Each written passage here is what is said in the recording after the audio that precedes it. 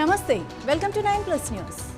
తెలుగు సినీ పరిశ్రమలో విషాద ఛాయలు అలుముకున్నాయి. సీనియర్ నటి పావలా శ్యామల కన్నుమూశారు. మంగళవారం తెల్లవారుజామున హైదరాబాద్లోని ఉస్మానియా ఆసుపత్రిలో చికిత్స పొందుతూ గుండెపోటుతో ఆమె తుది శ్వాస విడిచారని వైద్యులు ధృవీకరించారు. ఆమె భౌతికాయాన్ని ప్రస్తుతం ఆసుపత్రి మార్చురీలో భద్రపరిచారు. ఆమె అసలు పేరు నేతి శ్యామల. అమరావతిలో జన్మించారు. రంగస్థలంపై ఆమె నటించిన పావలా అనే నాటకం బాగా ప్రజాదరణ పొందడంతో ఆమె పేరు ముందు పావలా వచ్చి చేరింది.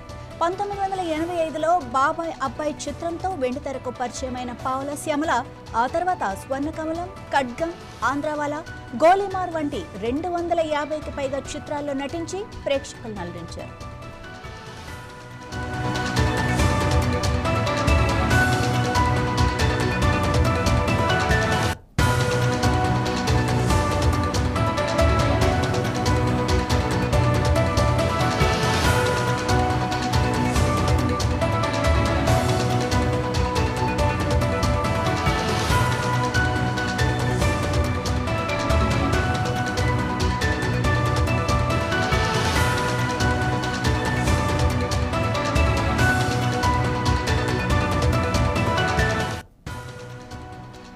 ఏళ్ల పావలా శ్యామల గత కొన్నేళ్లుగా తీవ్ర అనారోగ్య సమస్యలతో పాటు ఆర్థిక ఇబ్బందులతో సతమతమయ్యారు.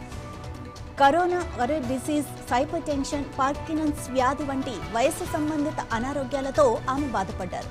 ఆమె కుమార్తె కూడా తీవ్ర అనారోగ్య సమస్యలతో ఉండటం ఆమెను మరింత కుంగతీసింది.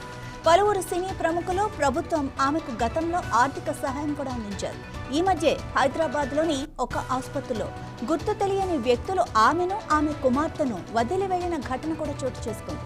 జీవిత చరమాంకంలో చాలా కష్టాలు ఎదుర్కొన్న పావలా శ్యామల చివరికి గుండెపోటుతో కన్నుమూయటం సినీ పరిశ్రమను, అభిమానులను తీవ్రంగా కలిచివేస్తుంది.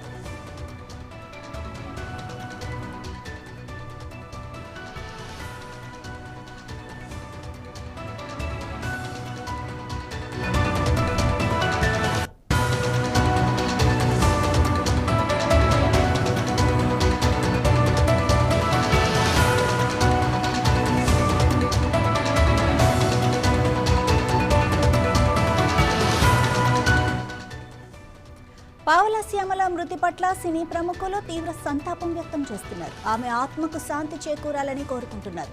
ఒకప్పుడు తన నటనతో ఎంతో మందిని నవ్వించిన శ్యామల చివరి రోజుల్లో దయనీయ పరిస్థితులను ఎదుర్కోవడం నిజంగా బాధాకరం. ఆమె అంత్యక్రియలు ఈరోజు సాయంత్రం హైదరాబాద్లో కుటుంబ సభ్యులు, సినీ ప్రముఖుల సమక్షంలో జరగనున్నాయి. 4 దశాబ్దాల సినీ ప్రయాణంలో 250కి పైగా చిత్రాల్లో నటించి తనకంటూ ఒక ప్రత్యేక గుర్తింపు తెచ్చుకున్నారు. ఆమె మరణం తెలుగు సినీ రంగానికి తీరని లోటు.